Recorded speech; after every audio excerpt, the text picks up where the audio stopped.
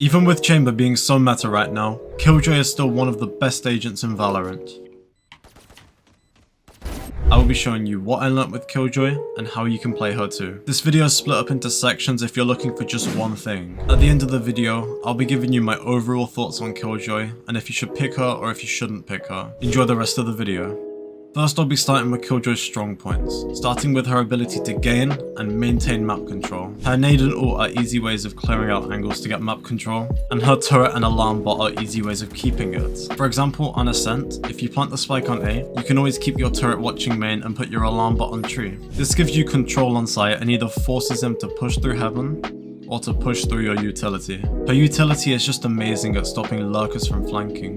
Normally, I'll just place my turret on the flank when my team push sides. Here I'll show you how you can play off your turret. For example, you can place your turret on this spot and you can hide over here. When the turret goes off, you can peek for easy kills. She just has everything you could ask for in an agent, and her only problem right now is her range. This is what makes Chamber so much better than Killjoy. He can just place his trip wherever and just go and play whatever he wants on the map. Because of her range, you're sometimes trapped in a situation with Killjoy where you can't really play with your team, but you also can't really lurk. This is the main thing that holds Killjoy back, especially on Breeze. Chamber and Cypher are just far better on Breeze because of how open it is. Their range does not hold them back. If you're gonna play Killjoy and Breeze, on defense you won't be able to leave your site, and on attack you can only just plant the spike. It forces you to play this sort of hyper-aggressive lurker role where you're trapped in your own little bubble, you can't really go onto site but you can't really properly lurk, and it's just really awkward to play. Killjoy's best maps definitely have to be Ascent and Haven. On Haven you can hold B, Garage and C with just her utility. The setup I like to use is I'll put my alarm bot on B, and then I'll put my turret in between Garage and C and it covers both of them. Or you could just set up on A and hold down sight while you wait for your team to rotate. Like Haven, Ascent has really narrow choke points and you can just block off a choke point with your nade. And I don't think I need to explain what you can do on B site. For Icebox, her range just holds her back, and Chamber's so much better at long range fights. On Fracture, Chamber's so much better again because he can just rotate with a simple TP. As well with Chamber, you can just fully use all the off angles that Fracture has. On Bind, she's somewhat viable, but not better than any of the other Sentinels. And Split? Let's just give that one to Cypher. Now let's talk about attack. I've already talked about most of her problems and her strengths, but I want to go into a bit more detail. Her main fallback, as I've said a million times already, is her range. Chamber and Cypher don't have this issue, but Killjoy does. I know that her alarm bot makes them vulnerable, but still, Chamber's trip slows them down, and we don't talk about Cypher. I feel like this video is just me shitting on Cypher now. Killjoy's range holds her back, and you feel somewhat forced into playing a specific playstyle with her. I understand that she's a Sentinel, but she feels somewhat limiting compared to the rest of them. It's okay though, because she has one thing that the rest don't have.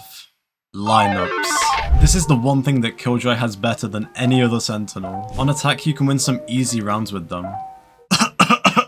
There are two main ways you can play Killjoy in attack, either really passive, or somewhat passive with burst of aggression. The second one is what stands out to me the most, being able to play off your turret for some easy kills, holding off angles the opponents won't expect, planting the spike and holding the flank while you wait for lineups. They're the three things that will make you win easy rounds on attack. This is the playstyle that I like to play, and it either goes amazing or terrible. But pretty much, to sum up attack, it's really one-dimensional and it's not her strongest half. The only thing that makes it better is lineups and post-plant. For defense, this is when Killjoy shines the most. There is so much you can do with Killjoy in defense, and this is where you can get creative with your setups. I'll show you some examples on screen while I'm going through this.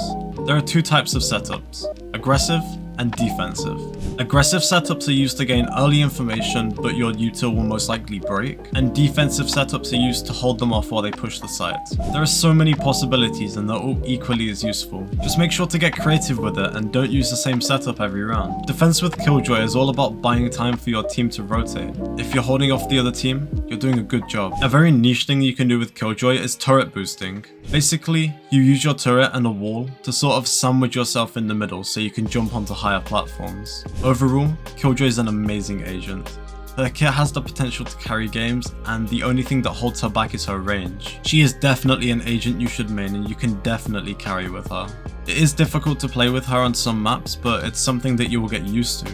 But anyways, thank you for watching to the end of the video. I really appreciate it. And on the end screen right now there's some Killjoy lineups, so go and watch that if you want to learn Killjoy.